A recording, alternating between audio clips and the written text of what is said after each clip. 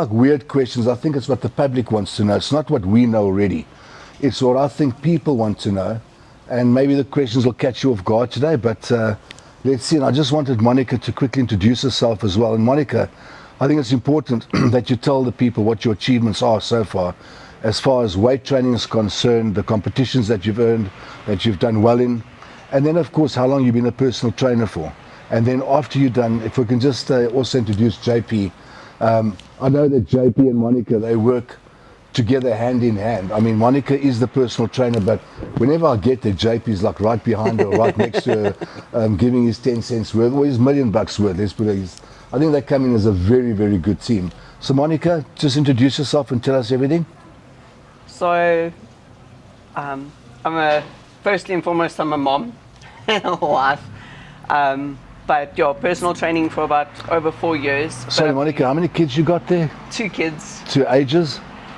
20 and 14. So one is 20, the one is 14. So, geez, a personal question. So, what does that put you at now? Come on, I'm 16 and a half. No, but seriously, how old are you now? 43. And I think it's the reason why I asked that question is because people need to know that you're 43. You're supposed to be entering perimenopause and premenopause and all of that. You've got 2 kids. And you've been in the gym industry, and it's made a massive change to you. But anyway, continue with the introduction. So personal trainer for the last 4 years, but before that I was a running instructor and a dancing instructor. Used to do dance competitions as well. Used to play netball. So fitness has been from primary school all the way through up until now. Do you think it was fitness, or do you think it was being competitive? Because if I look at everything you did, it's competitive. Okay, so it wasn't really the fitness side. Let's be honest. It was the byproduct of what you were doing was I got fitness in the meantime. I like sport, okay? Okay, so it's competitive. You're competitive nature. I have a very competitive nature, yes. And I think that competitive nature in life is very good. I think in business you have to be competitive, in your training, competing with yourself all the time to be better and better, you know? So I think what I took out of that is that really the fitness, I think that's a byproduct. You talk nonsense, so you're very competitive. Okay, so carry on. And then? Myself and JP are both IBFF judges. So we judge for bodybuilding federations, but bodybuilding shows for IBFF. On top of that, I compete. Titles of Pro Diva, All Africa in different lineups. And then recently got my pro card, thanks to JP. But listen, that pro card, let me tell you something, that is like the pinnacle. I mean, to get that pro card, it is extremely difficult. You know, that's not just something you do over 2 weeks, you know. And then again, I also don't think it's something you have to do over 15 years. Don't you agree that someone could literally be, let's say they unfit, unhealthy, possibly smoking, a couple of drinks too many every night, and then they decide, look, I'm going to start training, and within 2 years, if they really dedicate themselves, 2 years, they can be standing on stage and get a pro card. They can, definitely. And that's what's interesting. Some people think, pro card, 20 years of training, 4 hours a day in the gym every single day, eating boiled chicken morning to night, and that's it. A lot of people don't realize that as hard as it is, the time that it takes to get there is not that bad, you know.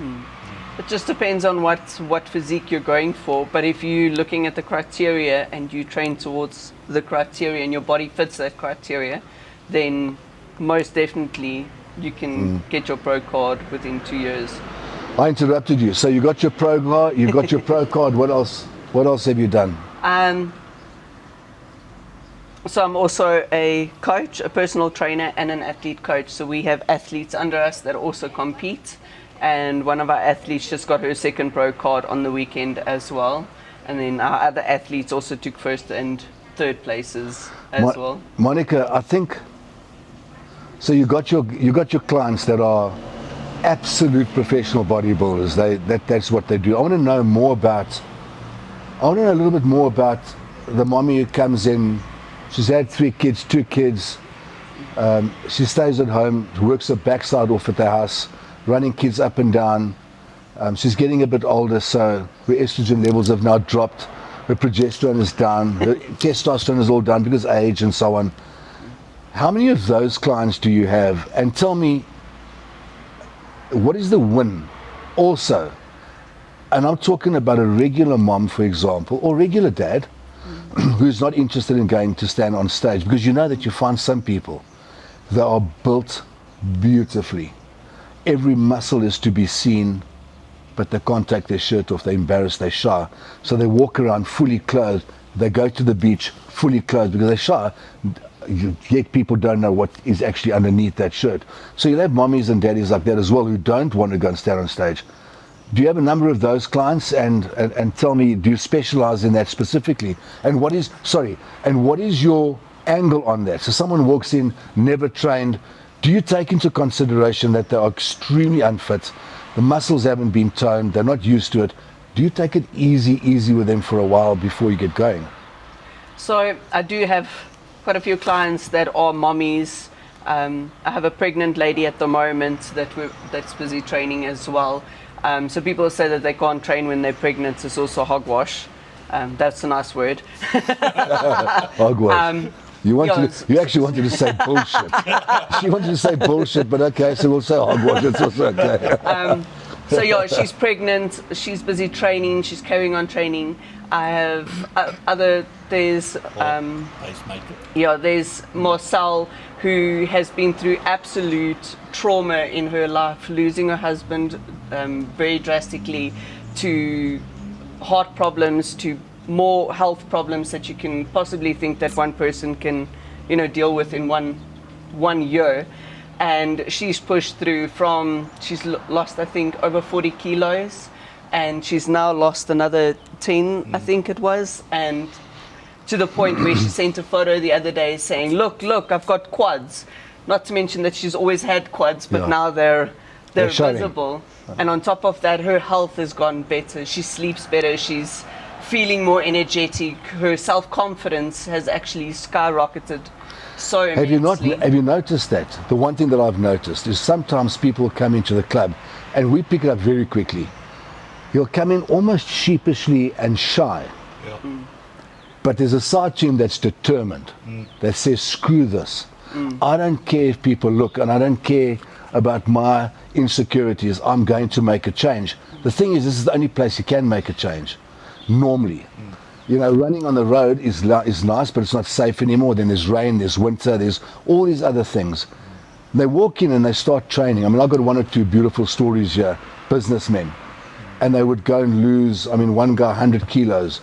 And he walks in sheepishly, and a year and a half later, he stops here in his car and he gets out upright, straight, beautifully built, and he's speaking louder. I noticed they, hi, good morning. Now it's like, good morning, how are you?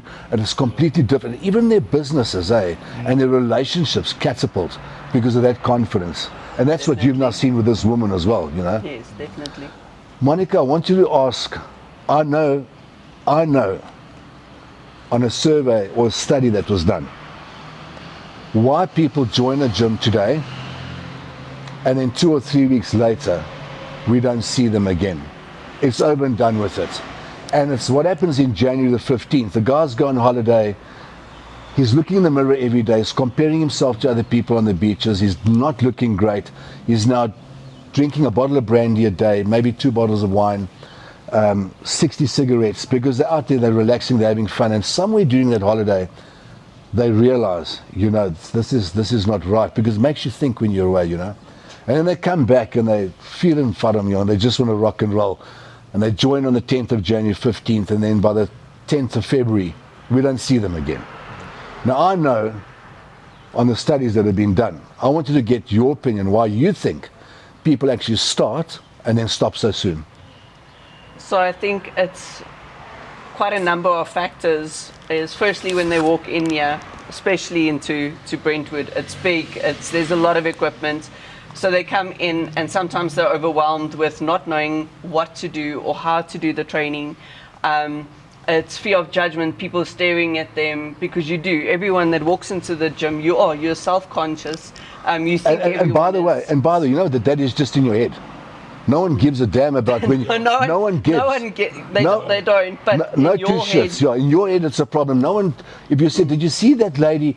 Well, what lady are you talking about? People are their own world. They don't give no shits about how you look when you walk in. Do you understand? That's in their head. But anyway, Karen. So you say they're self-conscious. yeah, they're self-conscious. It's that fear as well.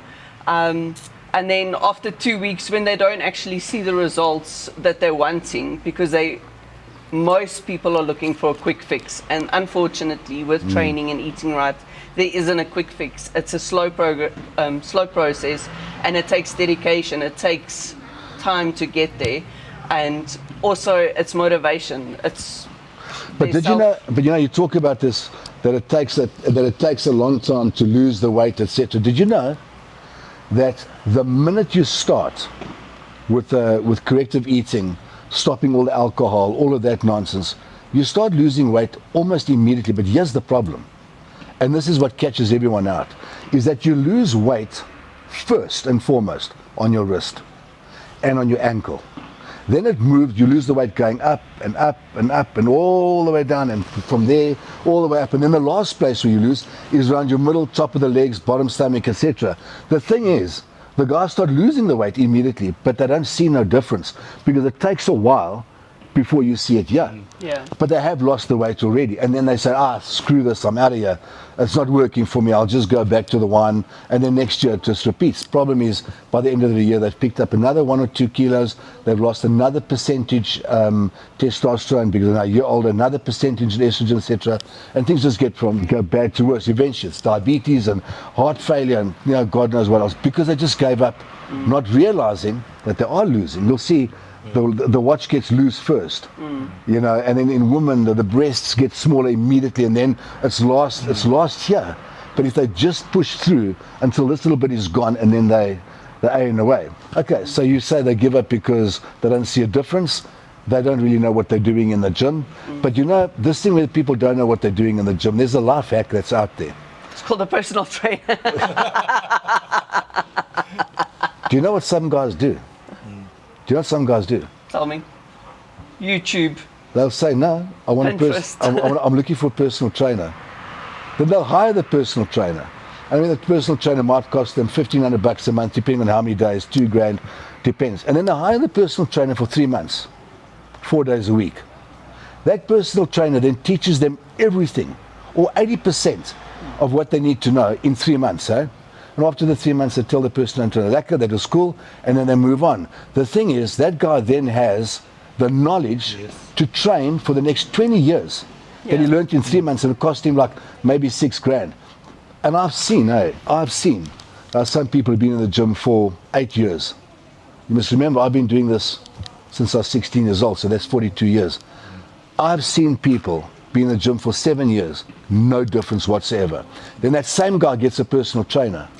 And in 4 months, boom, you can't even believe it's the same person. So it's all about the knowledge. But the life hack is, guys hire personal trainers knowing that after 3 months, they're quitting the personal trainer, but they're going to have all that free knowledge. And that's free knowledge that you've accumulated over 10, 20 years, So, okay, so there's another reason why I know people give up, why they stop. And believe it or not, it's the most important one.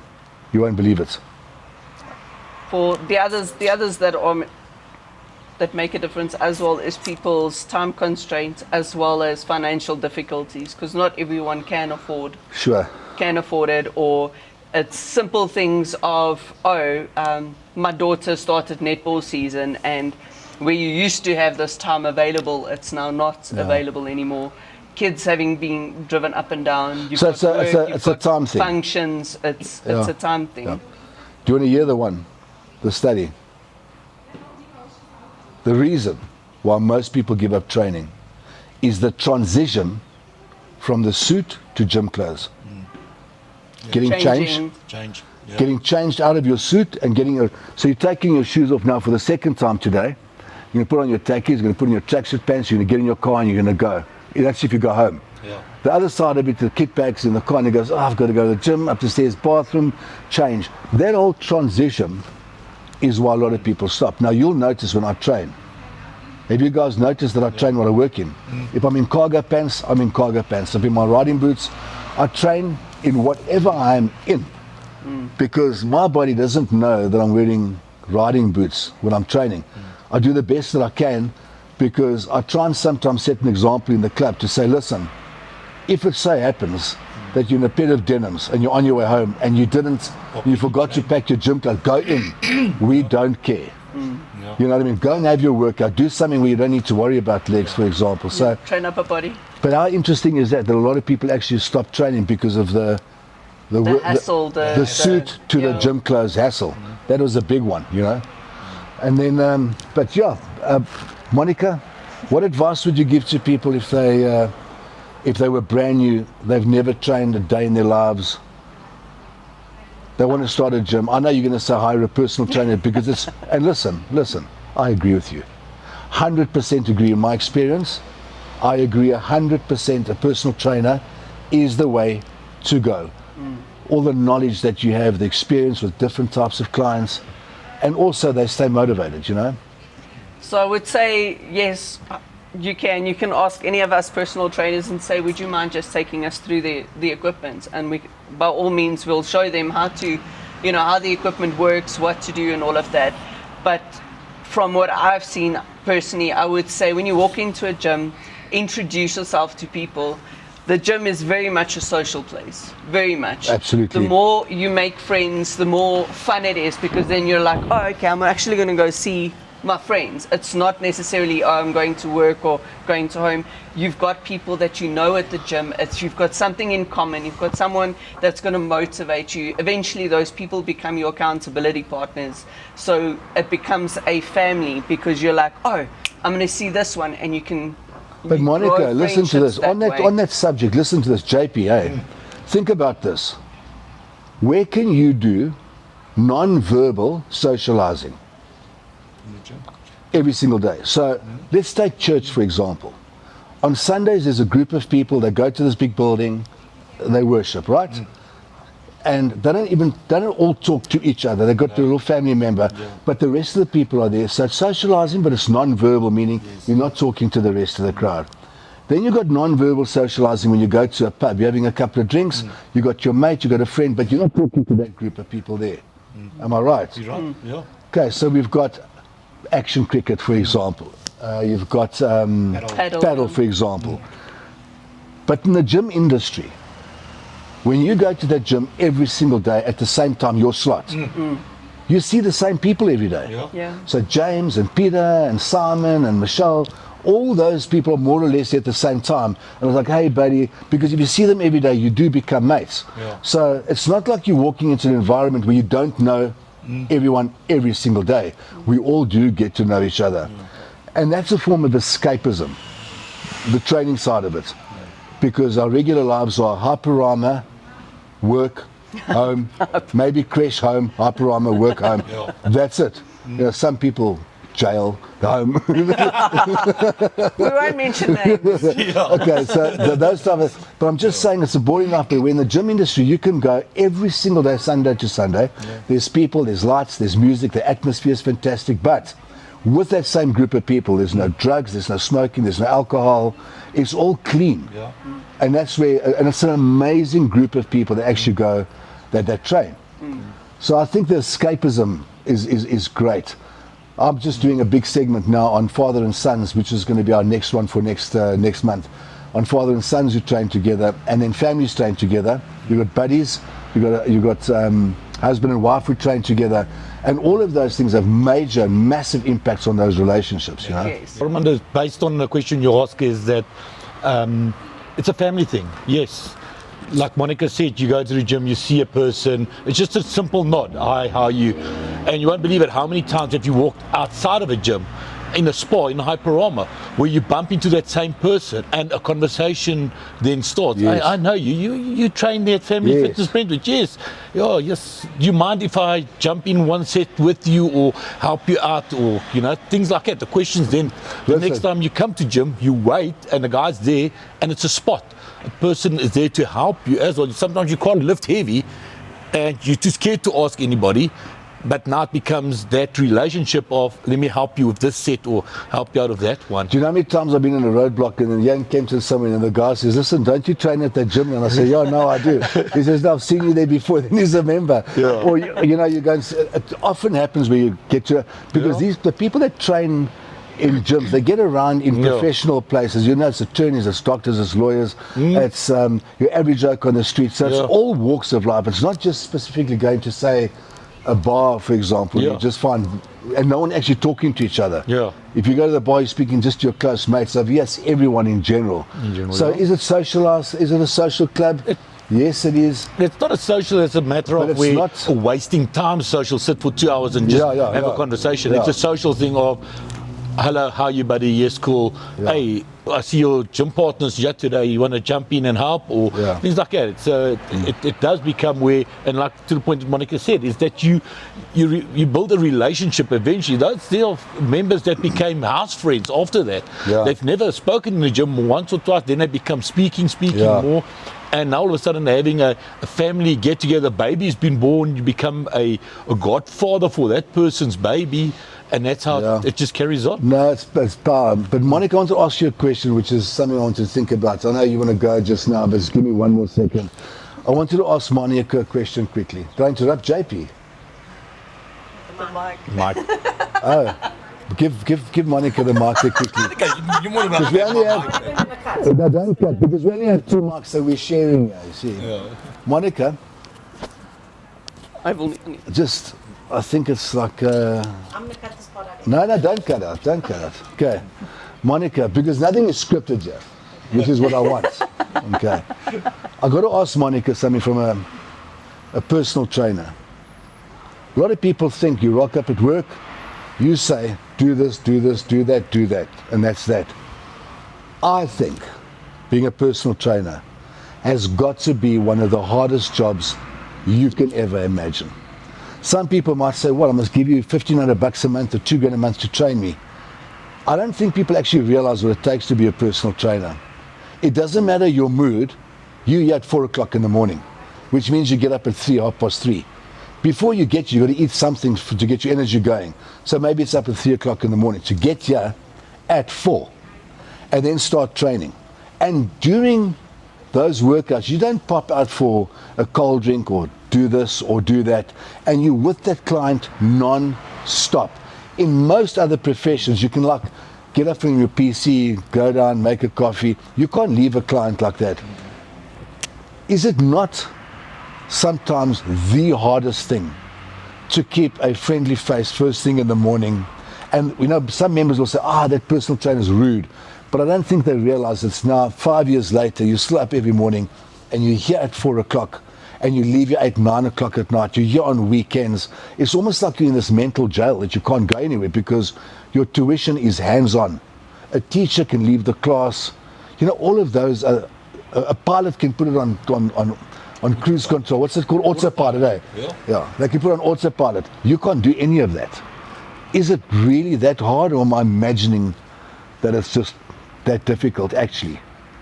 It is hard, for the point that we can't leave a client. Yes, we can joke with them, we can listen to them, because one part of our job is being a psychiatrist or psychologist, or because it is their emotional escape as well. But besides that, we constantly have to check them because they can't get hurt. If they get hurt on our watch, it's a simple thing like him breaking his nose or a weight falling on their foot.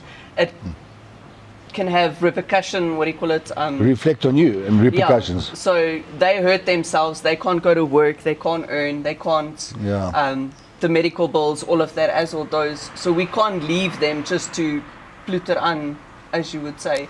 But yes, we have to have a friendly face constantly, regardless of what's happening in our own lives, or you know how tired we are, on what prep we are. We have to be a shining smile face constantly, because they come to us not to see a droopy or a miserable.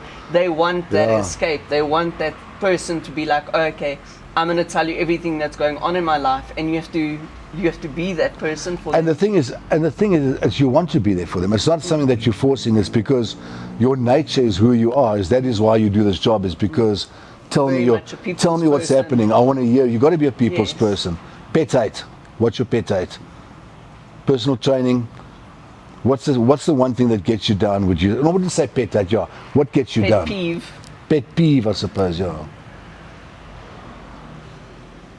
I don't know if I have a pet peeve for personal training.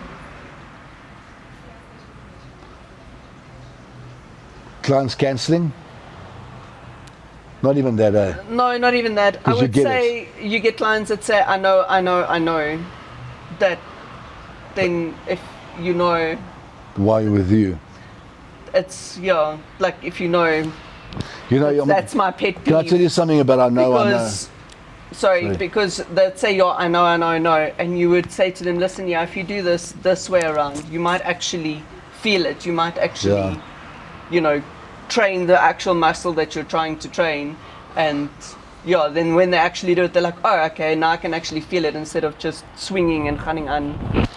You know, you talk about I know. We used to have instructors in the club, 4, 5, 6 instructors walking around correcting everyone. Do you know 90% of the time the person, no matter how wrong they were doing the exercise, will they tell that oak to bugger off and leave him alone? Don't tell me what to do. I'm fine, thank you. Listen, don't irritate me. Those kind of words.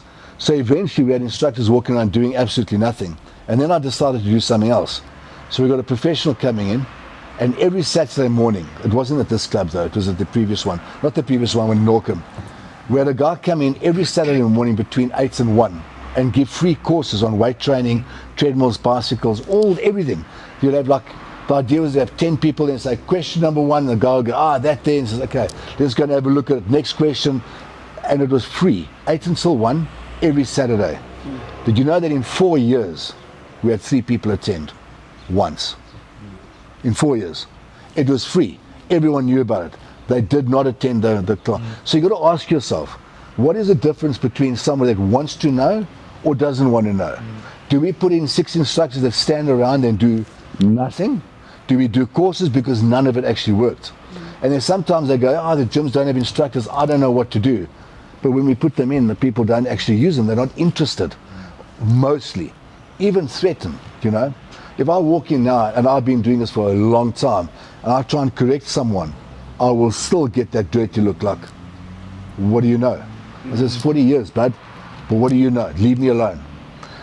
But luckily today, anybody who wants to lose weight, who wants to get stronger, bigger, look nice, that whole self-respect, confidence thing, there are millions and millions of YouTube videos, TikTok videos, Instagram videos with influencers, and some really big guys. When I say big physically, well-known guys that know what they're talking about that you can listen to. The problem is just sifting out the good from the bad. That's all. I mean, some of these guys giving steroid advice on TikTok. You must take steroids like this and like that. And, you know, look at the oak, his face is red. He's got water retention everywhere. I mean, you can see his heart beating out here. So, you know, he's about to die, but he's giving advice, you know. That's a pet peeve, is when you watch a YouTube, no offense to the ladies, but if you watch a YouTuber and she's like, come, I'll show you how to get abs, and she's got no abs. Yeah. No abs. And I'm like, Do you have abs? no, I don't have She has abs. beautiful abs. Look, I think we've asked the experts now what we're going to do from here on. A lot of you guys will have questions. And so next week when we come back, we're going to answer those questions. So at the bottom in the comments, write those questions down. We'll go through them. And when we come back, we'll answer all those questions that you have because we don't know what else you want to know. That's it. It's simple, eh? Monica, you are amazing. JP, you too, as a combo, do amazing and brilliant things. Who just won? One of your people. Rochelle. And she got a pro card. Second one. Different federation. Second, different federation. And Rochelle's got 2 kids. How old is she? To the closest 10. To the closest 10. She's in her 40s She's in her and she's 40s. got 3 kids. And she's got 3 kids. And she has her own business that she runs. Yeah. And a husband Yeah. and a full I life. always say she's a wife, she's a mother, She's a businesswoman, and she's a winner at all three. Yeah. A winner at all three. And her husband, He also took Quinton. first place Yeah, in he physique. he took first place. Notice her husband and wife, they train at different times, but they train at the same place. Yeah. It's magnificent to watch them. How that family is actually so together. It really is a beautiful thing to see. Yeah. And Claudine is. Yeah, Claudinki as well. Yeah. She also took third place. She won her previous competition as well.